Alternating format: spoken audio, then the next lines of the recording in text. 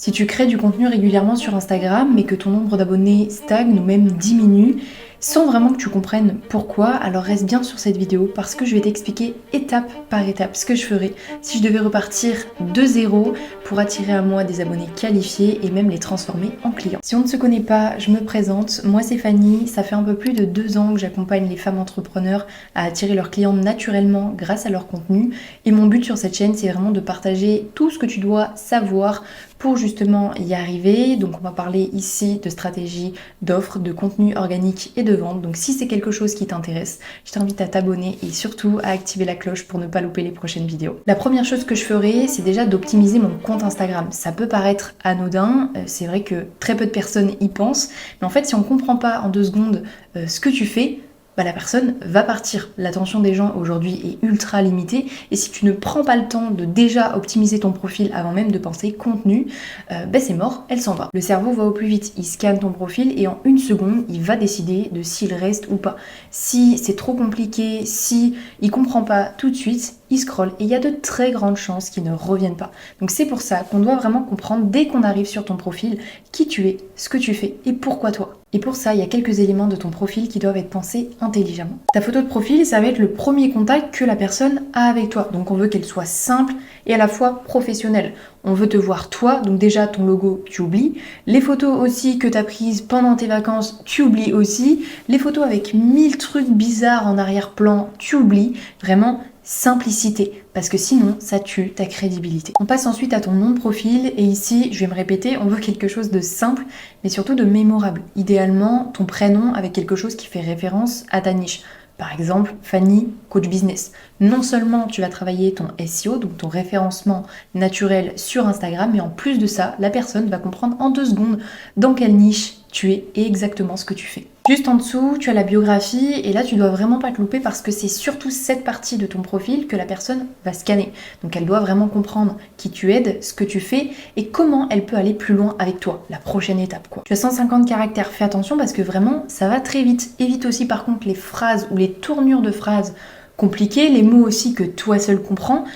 Parce qu'il faut que tu gardes en tête que la personne n'a pas ton temps. C'est-à-dire que si elle comprend pas en 2 secondes ce que tu fais, elle va pas perdre son temps à décrypter. Donc qu'est-ce qu'elle va faire? Elle va même pas s'abonner, elle va même pas aller plus loin avec toi. Donc là, tu dois être claire et concise.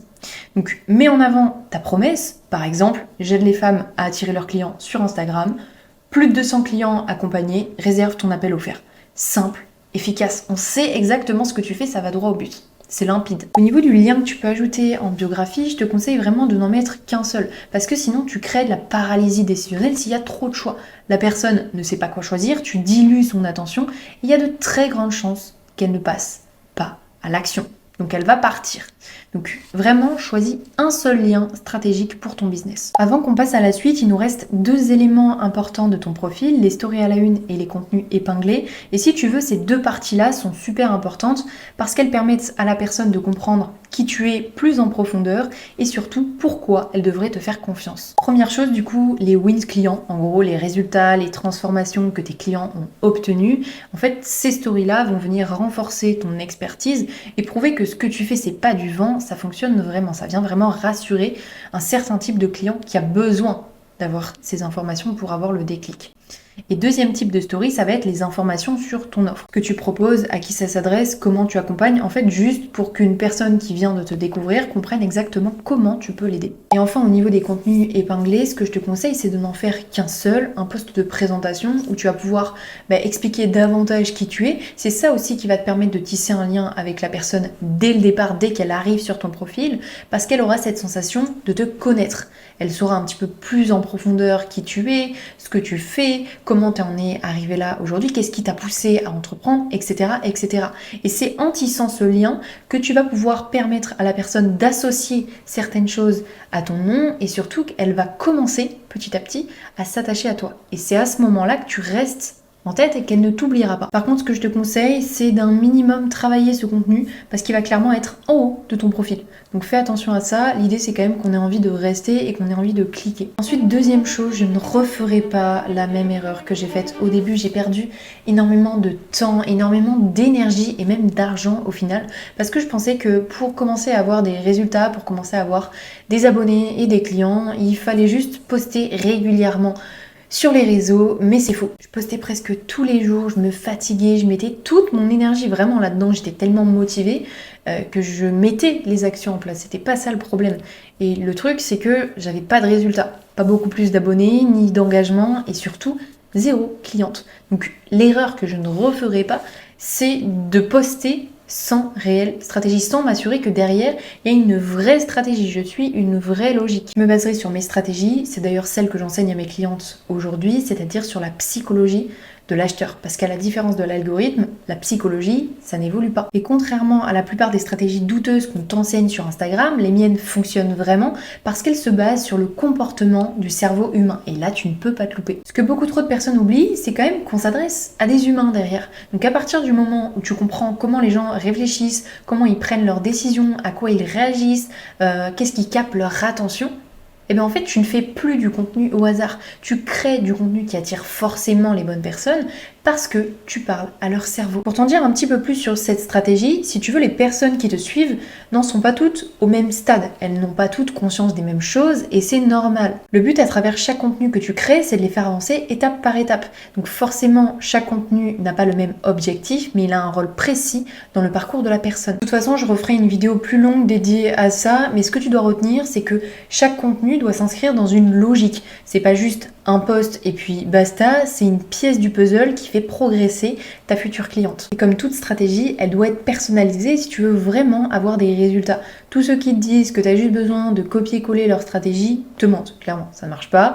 C'est pour ça que j'ai rouvert 10 créneaux pour un appel complètement offert.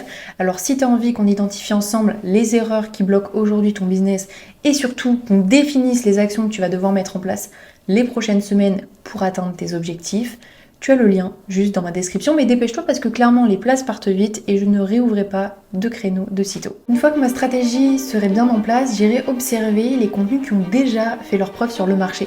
Et attention, je t'arrête tout de suite, l'idée ce n'est pas de copier, parce que clairement on s'en fout de revoir 36 000 fois un même contenu, c'est absolument pas ça qui intéresse les gens. L'objectif ici c'est d'abord de comprendre, parce que tous les contenus qui performent ont un seul point en commun. Ils ont une structure qui fonctionne et qui active quelque chose chez la personne qui regarde. Alors je passerai du temps à analyser les posts qui fonctionnent vraiment, parce que c'est de loin la meilleure façon d'entraîner ton cerveau à comprendre ce qui fait qu'un post capte l'attention, retient l'attention et surtout convertit derrière. Quand je dis observer, c'est simple. J'irai sélectionner 10 créateurs de ma niche, donc qui font exactement la même chose que moi, et 10 créateurs qui n'ont rien à voir avec mon domaine tant que j'aime leur contenu et qui m'inspirent. Parce qu'en vrai, 80% de ton inspiration peut venir de niches complètement différentes parce que ce n'est pas le sujet en lui-même qui compte, mais le mécanisme qui fait que ce post a fonctionné. En gros, je chercherai à cerner la source de réussite du contenu. Qu'est-ce qui a déclenché quelque chose chez la personne, quel levier psychologique ça a activé, etc., etc., etc. Une fois que j'aurai bien compris ça, je me créerai une énorme banque d'idées sur Notion pour répertorier toutes ces données.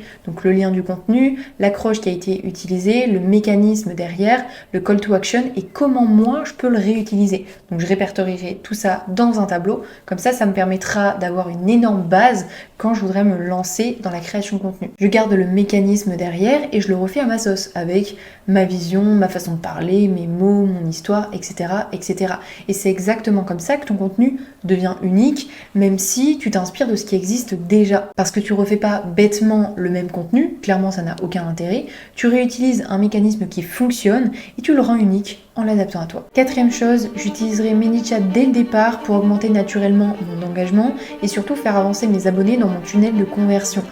Si tu connais pas encore ManyChat, si tu veux, c'est un outil d'automatisation hyper simple à prendre en main, qui a déjà aussi une version gratuite, donc tu peux l'utiliser même si tu n'as pas une énorme communauté et pas un énorme engagement.